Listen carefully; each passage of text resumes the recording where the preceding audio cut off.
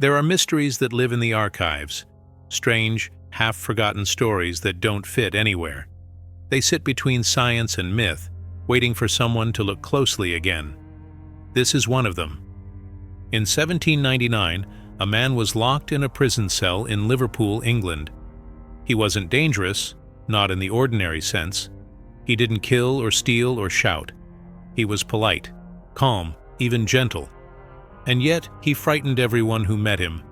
He frightened them because he was always hungry. Not the way you or I get hungry. Not the ache before lunch. Not the craving for comfort. His hunger was absolute. He could eat 10 times a normal man's meal and feel nothing. No satisfaction, no relief. It was as if his body were a furnace with the door stuck open, burning through everything it was given, and begging for more. This is Shadow Chapters, a place where history whispers, and the unknown waits in the dark. If you haven't already, please subscribe for stories that stay with you long after they end, and join the search for the forgotten, the strange, the almost unbelievable, because every chapter has a shadow. Let's open this one together. Doctors studied him. Guards fed him. Fellow prisoners watched in horrified silence as he devoured things no human being should be able to stomach. They weighed the food, took notes, timed his pulse. And still, they couldn't explain him. His name was Charles Domery, a French soldier captured during the Revolutionary Wars. The doctors called him the man who could not be full. More than 2 centuries later, his case remains one of the strangest in medical history. A story that begins in a prison cell, but ends somewhere much deeper, in the fragile boundary between body and will, science and soul. Spring, 1799. Liverpool jail. The air inside is thick with damp. Water drips between the stones. A candle burns low on an iron bracket, its flame breathing weakly in the draft. In the corner of one narrow cell sits a prisoner, tall, pale, thin as a drawn line. His name, entered in the records of captured French soldiers, is Charles Domery. He is 30 years old, though he looks older. His uniform hangs loose on him, the blue fabric faded and torn from campaign. He sits quietly, hands folded, eyes fixed not on the walls, but on the small scrap of bread beside him. He has already eaten his portion and half of another man's, yet the hunger inside him hasn't changed. It never does. People have always stared at Domery. There is nothing monstrous about his face, nothing violent in his manner. The strangeness lies elsewhere, in the way he waits. When the guards bring food, he eats with the precision of a craftsman, not the frenzy of an animal. Bite after bite, steady, methodical. And when it's gone, he looks up, calm, almost apologetic, and asks if there might be a little more. The guards whisper that he's cursed, that some devil lives in his belly. The doctors say he's a curiosity, but no one really knows what to call him. He is a man whose body defies reason, a man driven by a need that never ends. To understand how he came to this cell, and what made him such an anomaly, we have to leave Liverpool behind for a moment and trace the faint trail of his past. It leads east, across the gray water of the Channel, through France, and further still, into the heart of a continent tearing itself apart. The late 18th century was an age of upheaval. In France, kings were falling, guillotines rising. Across Europe, old empires were dissolving, maps redrawn almost yearly. It was a time when the idea of the individual, of liberty and equality, was born in blood. And somewhere in that chaos, in a place that may no longer even have had a name on the map, Charles Domery was born. The records are silent on where exactly. Some say Poland, others guess one of the border regions caught between Poland and Prussia. It hardly matters. He came from a land that was being eaten alive by larger powers, carved and partitioned until its people became exiles in their own villages. There are no baptismal entries, no childhood letters. He simply appears, like a ghost stepping onto the stage of history, a young man with a thin frame and a deeper hunger than anyone had seen. For someone like him, the French army must have looked like salvation. In those days, Enlistment promised regular food, a uniform, a kind of belonging. France, aflame with revolutionary zeal, was raising armies in every province. To fight for liberty, they said, was to fight for mankind itself, and for many of Europe's dispossessed, it was also a chance to eat. Domery took the blue coat, learned enough French to obey orders, and marched with thousands of others under the tricolor banner. He wasn't a hero, he wasn't even notable. Not yet. He was one more body in the endless columns of the hungry and the hopeful. But in camp, something set him apart almost immediately. Soldiers eat together, sharing what little they have. Hunger is communal, an unspoken brotherhood. Yet Domery's hunger was solitary. When rations were distributed, coarse bread, salted beef, a mug of thin wine, he finished his share quickly, almost without tasting it. Then he sat, still and polite, while the others chewed. When they were done, he asked if anyone had leftovers. If someone offered a scrap, he thanked them softly and ate it. And even then, he seemed unchanged, not content, not satisfied, simply waiting for the next meal. His comrades joked at first. "The man's a bottomless pit," they said. But soon the jokes stopped. He never grew fat, never even looked well fed.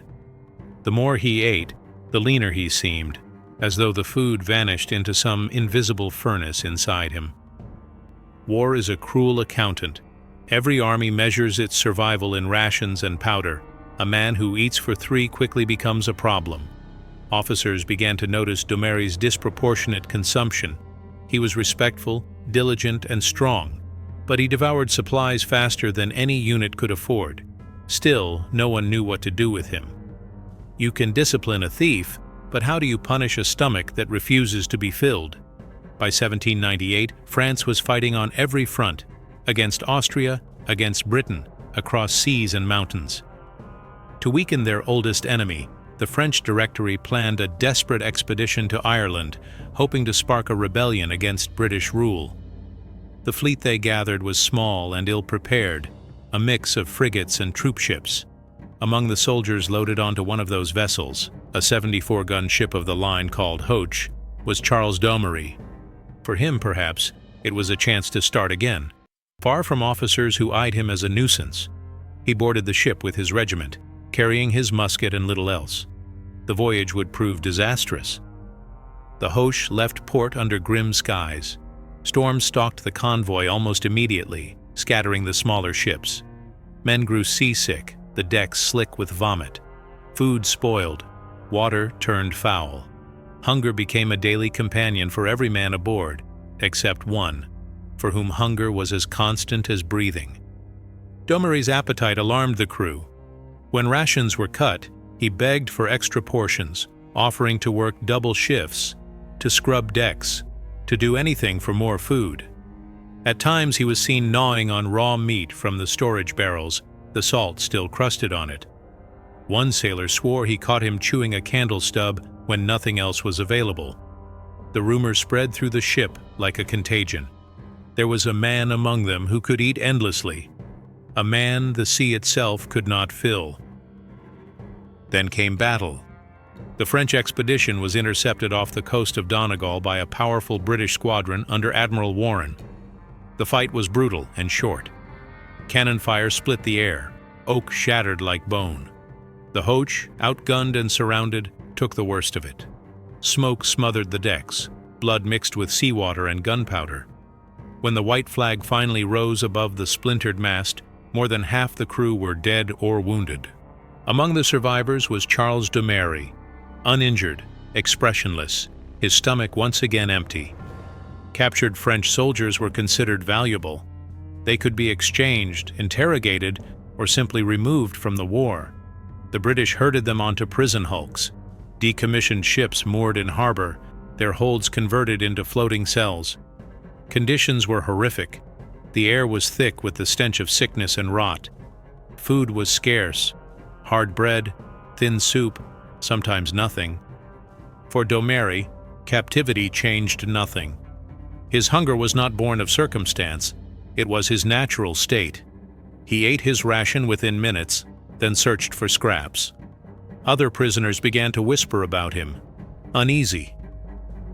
Even the guards, hardened men accustomed to suffering, were disturbed by the calm persistence with which he consumed everything offered to him, and then looked for more. Stories drifted back to shore. A Frenchman who never stopped eating, who begged not for freedom, but for food. By the time he reached Liverpool to be held on land, the legend had preceded him. Liverpool jail in 1799 was less a prison than a warehouse for human misery. Its corridors echoed with chains and coughs. The cells were narrow, the straw on the floors rarely changed. Men wasted away slowly, their bodies surrendering to malnutrition and fever. And yet, in that place designed to break the will through starvation and monotony, one prisoner confounded the system. Domery's daily ration was identical to everyone else's: a piece of bread, a few ounces of meat, a mug of beer. He finished it immediately and politely asked for more. When none was given, he waited. Later he bartered, offering to clean or carry in exchange for another prisoner's portion. He never fought, never stole, never complained. His hunger was patient, inexhaustible, and strangely dignified. The guards noted it in their reports. Eventually, word reached the prison's physicians, men who, unlike the soldiers, saw in this phenomenon not a nuisance, but an opportunity. The Age of Enlightenment had filled Europe with a new kind of curiosity. The human body was no longer a vessel of sin or mystery. It was a machine to be studied. Every organ, every fluid, every impulse could, in theory, be measured and understood. And here was a living anomaly, a man whose engine seemed to run on rules entirely its own. They came to his cell with notebooks and questions. They found him courteous, eager to cooperate. When they explained that they wished to observe him, he agreed without hesitation. Perhaps he thought it meant extra food. Perhaps he simply wanted to be understood. And so, the experiments began. The first record is dated September 17, 1799. Dr. Johnston, the supervising physician, described providing the subject, Charles Domery, French POW, with 4 pounds of raw cow's udder, no salt, no seasoning, no fire. The meat was placed before him. He examined it briefly, then began to eat. He didn't gag or hesitate. He chewed methodically until nothing remained but the damp stain of blood on the wooden plate. His pulse remained steady. He thanked the doctor and asked if there was more. For the men of science, it was a revelation. They were witnessing something unprecedented, a body apparently incapable of satiety. In the weeks that followed, they would push the limits of their own understanding, feeding him quantities and substances that defied both decency and physiology. Each time he would consume, digest, and remain unchanged. Outside those stone walls, the world carried on. England fought France. Revolutions rose and fell. But inside that narrow cell, something larger was happening. A confrontation between the known and the unknowable. The doctors measured and weighed. They wrote down numbers. Yet the mystery only deepened. Who was Charles Domery? A man cursed by nature? A medical marvel? A reminder that, for all the progress of reason, the human body still harbors enigmas that mock explanation. The candle in his cell burned low, its flame trembling with every draft. The smell of raw meat lingered. Outside, rain tapped against the iron bars. And somewhere in the darkness, his stomach turned over again, quietly demanding the next meal. The experiment started small, almost politely. The physicians wanted to test observation, not endurance. They believed that if they could control every variable, the weight of food, the timing, the pulse, they might glimpse the mechanism behind his strange appetite. For 3 days, they watched him eat. Each morning, the same ritual. Raw beef weighed on a scale, bread measured to the ounce, beer poured in equal portions. Every evening, new notes were added to the ledger. His pulse stayed calm. His skin remained pale but warm. There was no sign of distress, no sign of fullness, only the same steady politeness and the same request for more. Soon the routine lost its novelty, and curiosity hardened into obsession. The doctors wanted to know how far the body's limits could be pushed. They began increasing the quantities. 5 pounds of beef in one sitting, finished. 2 tallow candles, eaten as if they were fruit. Thick slices of bread, entire loaves, followed by bottles of porterbeer. When they ran out of beef, they substituted mutton. It made no difference. Domery consumed everything placed before him with the same calm rhythm, chewing until his jaw ached, swallowing without pause, breathing evenly between bites. When they asked if he felt unwell, he shook his head. "No," he said in broken English. "I am empty." By the 4th day, the physicians were torn between awe and unease. The human body was supposed to protest excess, to vomit, to swell, to reject. Yet his digestion was silent, mechanical. It was as though his stomach dissolved boundaries as easily as it did meat. To the Enlightenment mind, the body was a logical machine: intake, process, output. But in Domery, the equations refused to balance. Energy in did not equal energy stored. The calories disappeared into some invisible fire. On the 5th morning, one of the junior attendants brought in an eel from the harbor, 3 feet long, slick and gray, still writhing. It was intended as a joke, a provocation. Yet, when the creature hit the floor, twisting and gasping, Domery rose, seized it, and bit off its head with a sharp, wet crunch. The attendants flinched. He did not. He chewed methodically, swallowed, and continued down the length of the animal until nothing remained but a smear on the stones. When he was done, he wiped his mouth with the back of his hand and thanked them softly, as though nothing unusual had happened. That night the doctors debated among themselves.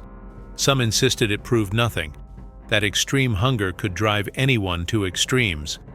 Others whispered that they had crossed into territory no experiment should enter, but none stopped. The mystery was too compelling, and the subject too willing. In their notebooks, the doctors wrote with the precision of surveyors. They described the size of each meal, the time consumed, the temperature of the cell. Subject maintains civility. One entry reads, "No agitation. Pulse 72 per minute. Eyes clear. Requests more food." They noted his posture, upright, attentive, never sluggish, even after eating enough to sicken 10 men. They observed his skin, his breath, his temperature. Nothing betrayed illness. The body functioned as though the immense intake were normal. He did not sleep immediately after meals. Instead, he paced slowly, almost meditatively, hands clasped behind his back, waiting for the next opportunity to feed.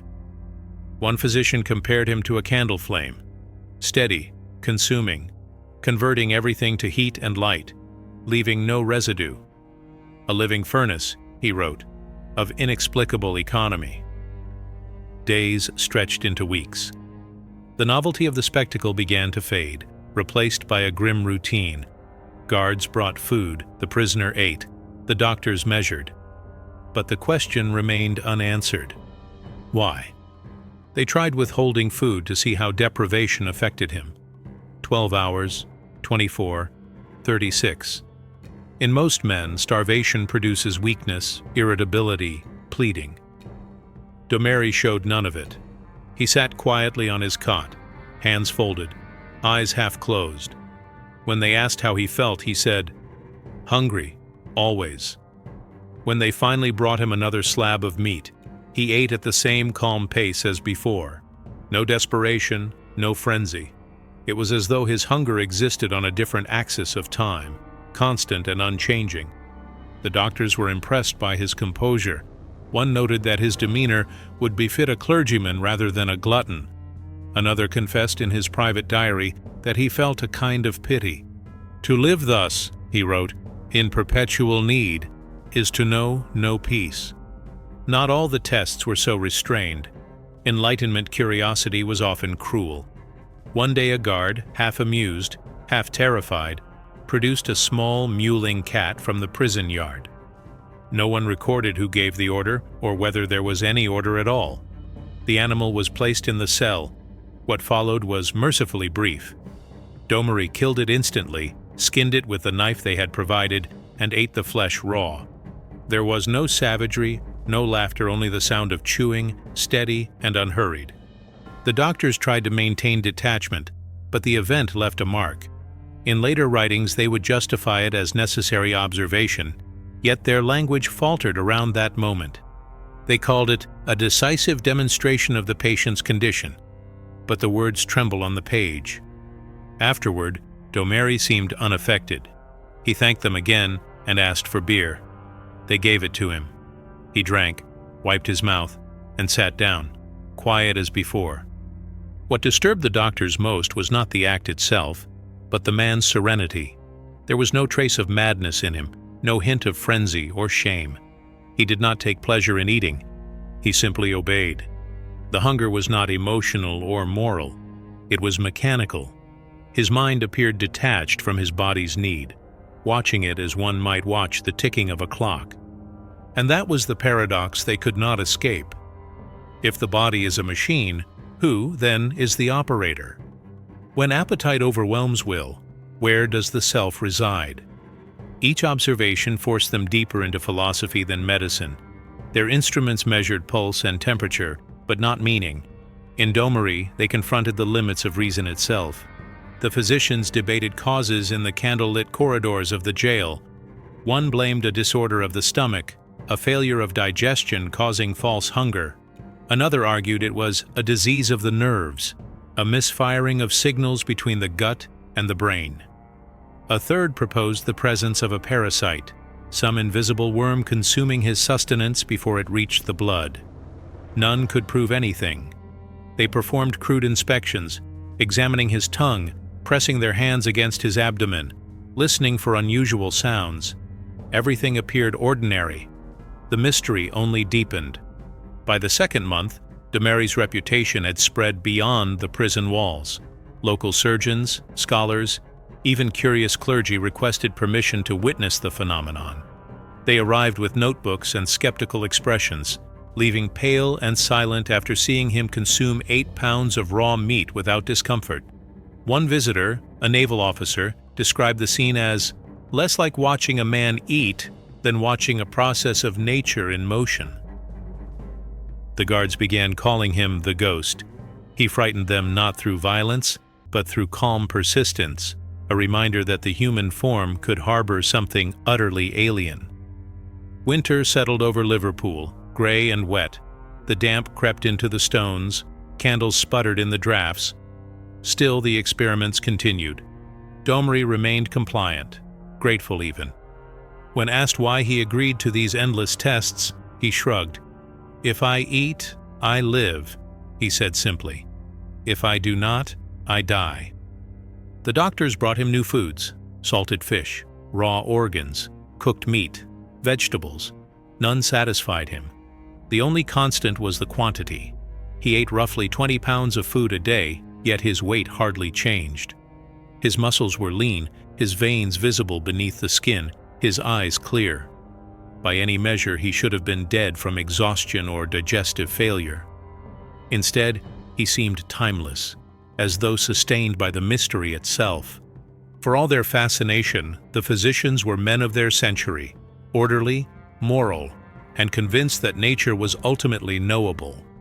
Each anomaly had to be catalogued and tamed by explanation, and so they tried again to quantify the unquantifiable.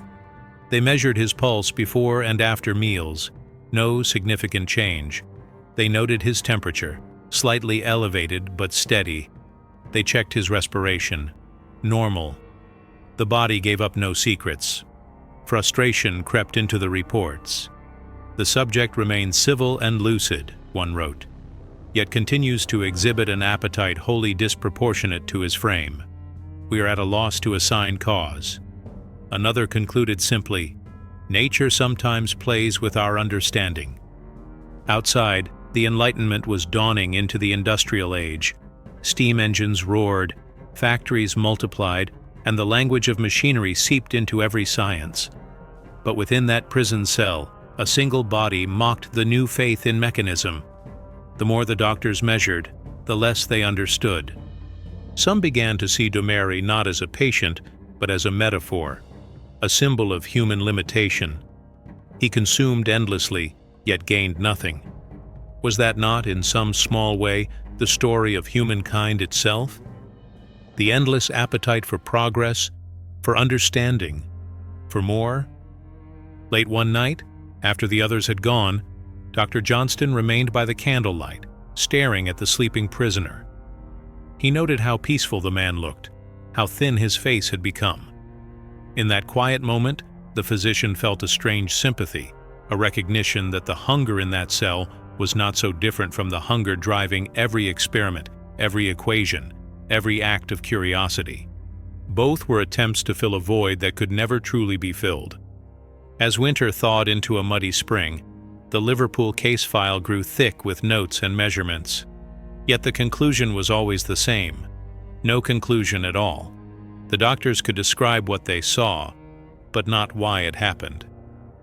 Eventually, interest faded. New prisoners arrived. New diseases demanded attention. Domery was transferred to a less watched wing. His meals returned to the standard ration, though guards sometimes slipped him extra out of pity. He remained polite, helpful, obedient, a model captive with an impossible appetite. But even as official curiosity waned, his story began to travel. Reports of the man who could not be full appeared in journals and letters across England and France. Some called him a prodigy, others a monster. Physicians debated him in lecture halls. Pamphlets reprinted excerpts of Dr. Johnston's notes as evidence of nature's oddities. Domery himself knew none of this. He stayed in his cell, quietly consuming whatever he was given, unaware that his name had become a symbol of mystery. There is a moment, buried in one of the last entries of the ledger, that stands out. The handwriting falters slightly, as though the doctor hesitated before setting down the words. It reads, "The subject thanked us once more for the meal, remarking in his rough accent that he felt alive again. I could not help but wonder what that word means to a man for whom the distinction between living and feeding is none at all." After that, the record ends abruptly. No more experiments, no explanation, only silence. For the doctors, the case was closed, an anomaly filed away among other curiosities of the age. But the questions it raised had only begun to unfold, because somewhere inside that unfathomable hunger lay a clue, not only to the limits of the human body, but to the fragile illusion of control we call the self. When the doctors of Liverpool finally set down their quills, they believed they had finished the story. But history has a way of reviving its own enigmas. 2 centuries later, their neat handwriting sits behind glass in a medical archive. Brown ink on yellow paper, each line still pulsing with disbelief. Modern readers, scientists, doctors, students, lean over those pages and try again to solve the equation that defeated the Enlightenment. What could make a man eat without end? What biological spark could turn hunger from a signal into a sentence? We have better tools now. Microscopes that peer into cells, scanners that map the living brain, language precise enough to describe the invisible chemistry of appetite. And yet, even with all that, the mystery refuses to vanish. Let us begin with the simplest hypothesis: the body's engine itself. Every heartbeat, every breath, every small act of staying alive burns fuel. The governor of that engine is a small, butterfly-shaped organ at the base of the neck, the thyroid gland. When it works properly, it releases just enough hormone to keep the body's metabolism balanced, a slow and steady flame. When it malfunctions, when disease or autoimmunity throws the switch, the flame turns into a blaze. In the condition we now call Graves's disease, the immune system mistakes the thyroid for an enemy and drives it into overproduction. The body races. Heart rate rises, heat builds, the muscles tremble. The person cannot sleep. They sweat even in cold rooms. And above all, they become ravenous. Calories vanish as quickly as they arrive. Patients describe a gnawing hunger, a need to eat every hour just to keep standing. They lose weight even while devouring food. It fits, doesn't it?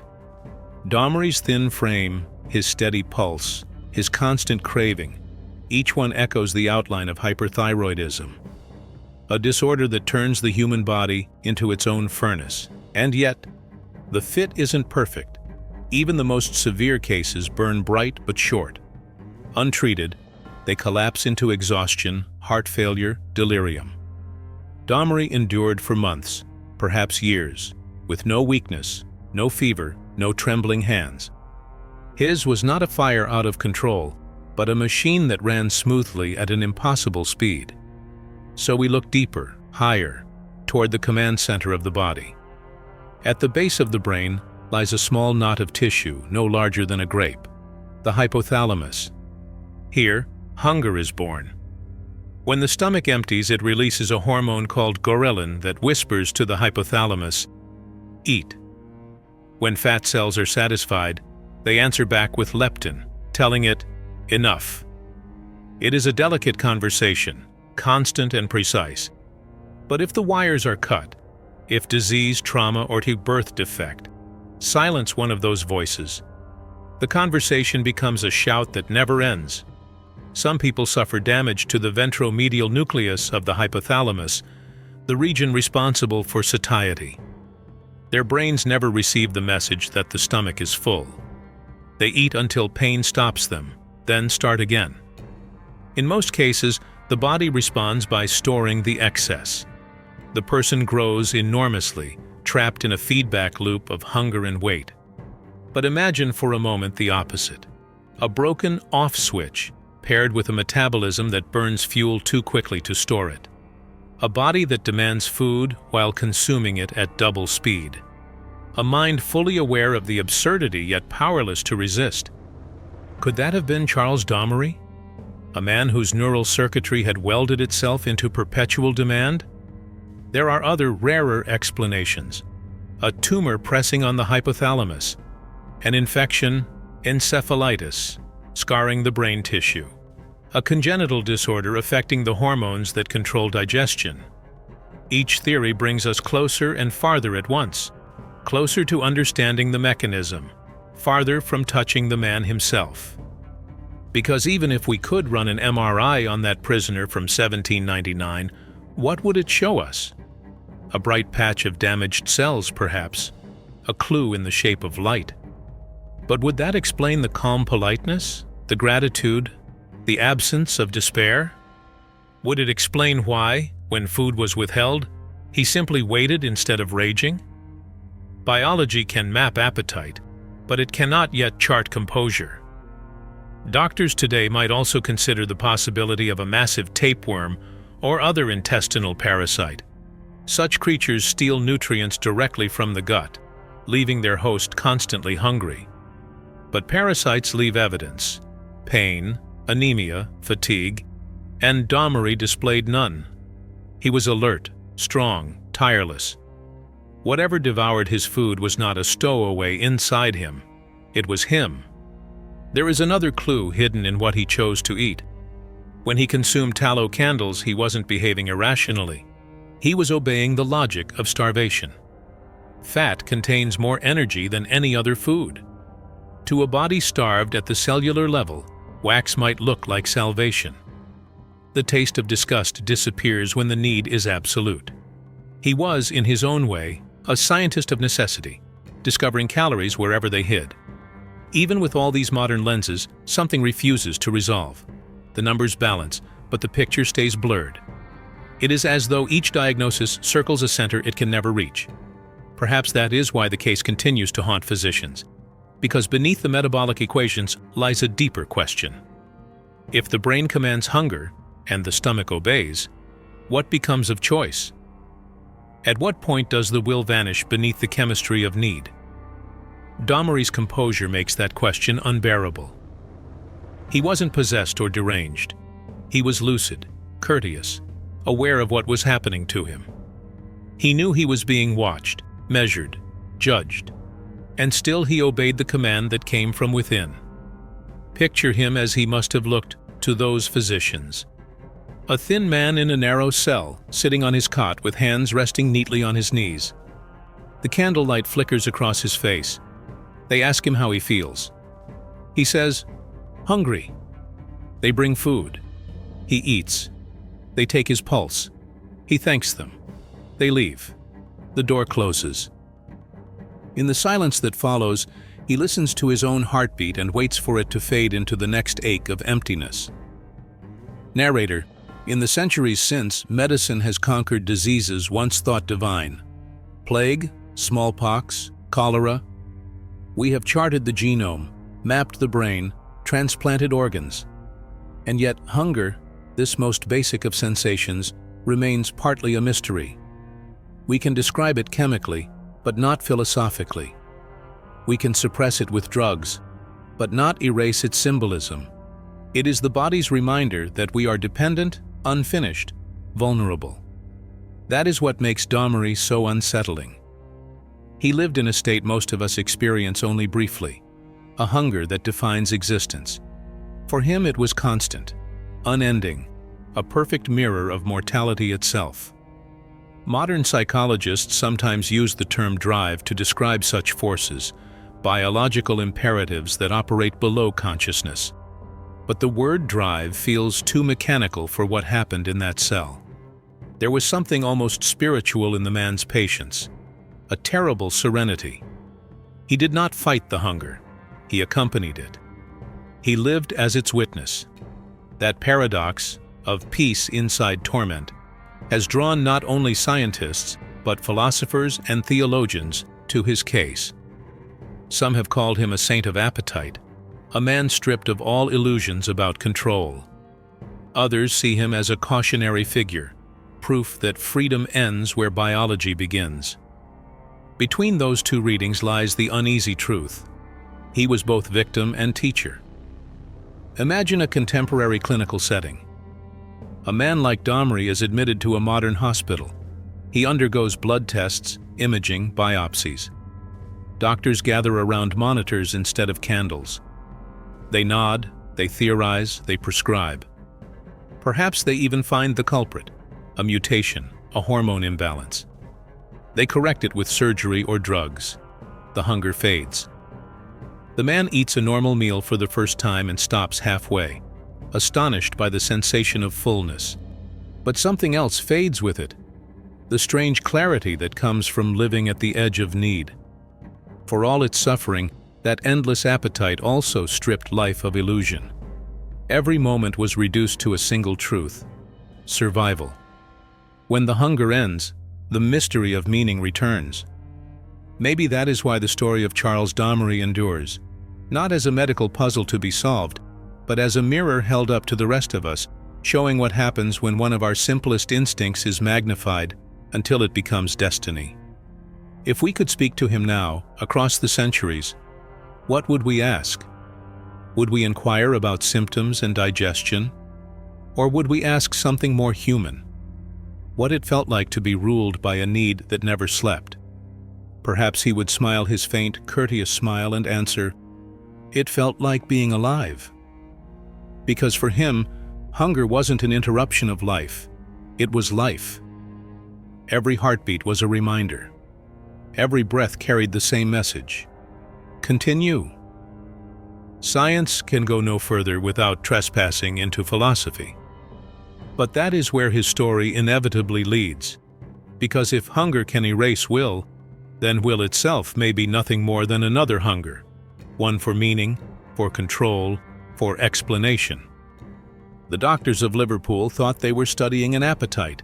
In truth, they were studying themselves. They too were insatiable, devouring every fact, every anomaly, desperate to feel full with understanding. And like Domery, they never were. In that way, the man in the cell and the men with the notebooks were reflections of one another, two versions of the same condition: the endless human urge to consume, whether food or knowledge. If we strip away the centuries of speculation, what remains is hauntingly simple: a man, a table, a piece of raw meat, the sound of chewing, the steady beat of a heart that never quickens, and a question that hangs in the stale air: how can a human body be both machine and mystery, both predictable and unknowable? Perhaps the answer is that the body is not a single thing but a partnership. a fragile treaty between mind and matter. Most of the time, the treaty holds. We eat, we stop, we sleep, we wake. We mistake that balance for freedom. But once in a while, as in Domery's case, the treaty collapses and we glimpse what lies beneath, the raw, indifferent mechanics of survival. The physicians could not name the mechanism, but they documented something rarer: grace under torment. A man who endured endless hunger without bitterness. That fact alone should have been the conclusion of their study, that dignity can persist even when autonomy is stripped away. But science does not know how to record dignity. It measures pulse and mass, not mercy. So the reports end where compassion should begin, leaving the rest for us to imagine. Today, when students of medicine read the transactions of the Royal Society and come across the case of extraordinary appetite in a French prisoner, they see the past reaching forward. Some smile at the primitive tests, the superstition hiding under reason. Others pause, uneasy, sensing that the distance between 1799 and now is not as wide as it seems. We still draw blood, still peer into screens, still chase the ghost of understanding. We still believe that if we can measure enough, we will finally be satisfied. But the truth is that curiosity, too, is a hunger without end.